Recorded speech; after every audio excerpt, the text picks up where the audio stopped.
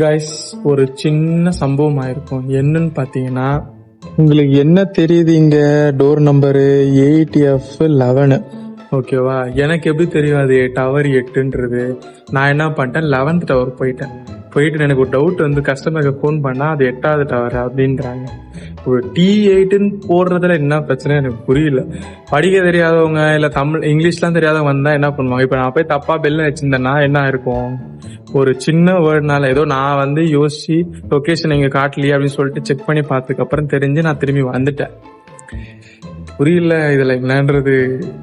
முடியலடா. சின்ன சம்பவம், ஐயோ கிரேட் எஸ்கேப்டான்ற மாதிரி. நல்லவங்களா இருப்பாங்க, எதுவும் சொல்ல மாட்டாங்க. திடீர்னு திட்டாங்க அப்படின்னா தேவையில்லாத பஞ்சாயத்து தான் ஆகும். இவங்களுக்கும் தெரியாது, கீழே இருக்கிற அந்த செக்யூரிட்டிஸ்க்குமே தெரியல.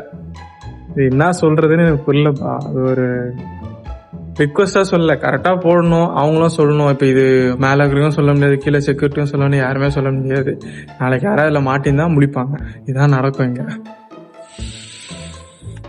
யாராவது அடுத்த வாட்டி போடுறீங்கன்னா தயவு செய்து ஒழுங்கா கரெக்டா போடுங்க. டோர் நம்பரும் சரி, இது வந்தாலும் சரி, முடிஞ்ச வரைக்கும் கரெக்டா கொடுக்க தான் ட்ரை பண்ணுவாங்க.